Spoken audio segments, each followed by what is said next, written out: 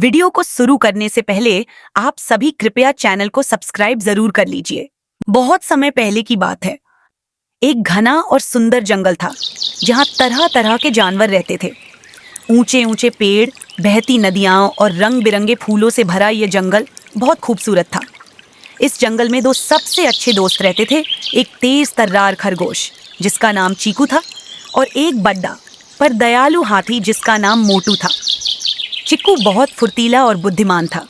वह हर जगह दौड़ता रहता और नई चीजें खोजने में लगा रहता था।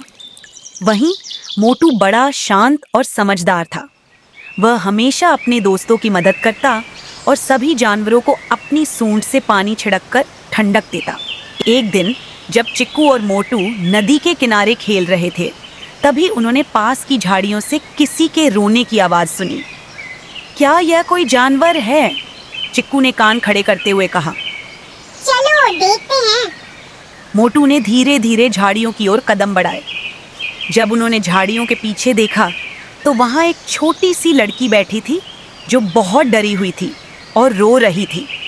मोटू और चिक्कू लड़की के पास पहुंचे और बोले, अरे तुम कौन हो? मोटू ने अपनी भारी आवाज में पूछा।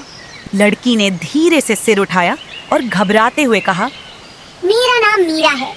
मैं अपने मम्मी पापा के साथ जंगल में पिकनिक मनाने आई थी, लेकिन खेलते खेलते मैं रास्ता भटक गई। अब मुझे घर जाने का रास्ता नहीं मिल रहा। मीरा बहुत डर गई थी क्योंकि उसने सुना था कि जंगल में जंगली जानवर रहते हैं। ओह, ये तो बड़ी मुसीबत है। चिक्कू ने चिंता जताई। डरो मत, हम तुम्हारी मदद करेंगे। मोटू ने अपनी सूंड से मीरा के सिर पर प्यार से थपकी दी। अब मीरा, चिक्कू और मोटू जंगल से बाहर जाने का रास्ता ढूंढने के लिए चल पड़े। मोटू बड़ा और मजबूत था, इसलिए उसने मीरा को अपनी पीठ पर बैठा लिया ताकि वह थक न जाए। वाह मोटू, तुम्हारी पीठ तो किसी झूले जैसी है। मीरा ने हंसते हुए कहा। तीनों खुशी खुशी चल रहे थे कि तभी अचानक झाड़ियों से एक भूखा भेड़िया बाहर निकला और गुर्राने लगा। मुझे बहुत भूख लगी है और यह लड़की बहुत स्वादिष्ट लग रही है। भेड़िए ने अपनी लाल आंखों से मीरा की ओर देखा। मीरा डरकर मोटू की पीठ से चिपक गई। अरे नहीं, अब क्या करें? चिक्कू ने कहा। मोटू ने हंसते हुए कहा, चिंता मत करो, मैं इसे सबक सिखाता हूँ। जैसे ही भेड़िया मीरा की ओर बढ़ा, मोटू ने अपनी सूंड में नदी से पानी भरा और जोर से भेड़िए पर छिड़क दिया। भेड़िया हड़बड़ाकर पीछे हटा और गीला होकर भाग खड़ा हुआ। वाह मोटू, तुमने तो कमाल कर दिया। मीरा खुशी से बोली। अब तीनों को जल्दी से जंगल से बाहर निकलने का रास्ता खोजना था।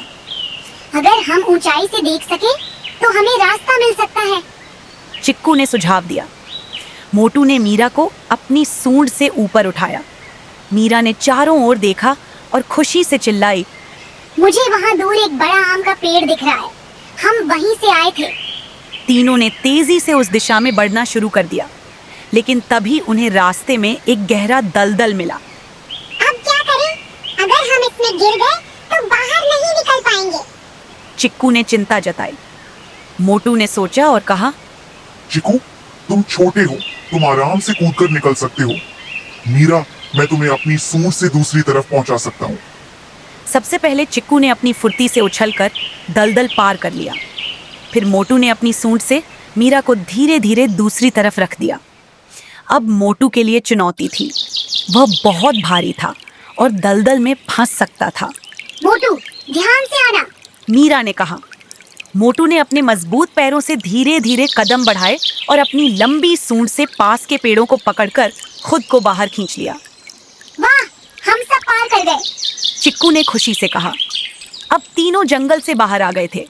दूर से मीरा ने अपने माता पिता को देखा जो बहुत परेशान थे और उसे ढूंढ रहे थे। माँ, पापा। मीरा खुशी से दौड़कर उनके पास पहुंची। उसके माता पिता ने उसे गले लगा लिया और खुशी से रो पड़े। बेटा, तुम ठीक तो हो? माँ ने पूछा। हाँ माँ, ये मेरे नए दोस्त हैं, मोटू और चिक्कू। इन्होंने मेरी बहुत मदद की। मीरा ने मुस्कुराते हुए कहा। मीरा के माता पिता ने मोटू और चिक्कू को धन्यवाद दिया। तुम दोनों बहुत अच्छे हो, मैं हमेशा तुम्हारी दोस्त रहूंगी। मीरा ने कहा, अगर कभी जंगल आओ तो हमें जरूर मिलना। चिक्कू ने खुशी से कहा। हाँ, और हम फिर से ढेर सारी मस्ती करेंगे। मोटू ने हंसते हुए कहा। इसके बाद मीरा अपने माता पिता के साथ घर चली गई, लेकिन वह हर महीने जंगल आती और अपने प्यारे दोस्तों के साथ खेलती। सच्चे दोस्त वही होते हैं जो मुश्किल समय में आपकी मदद करे।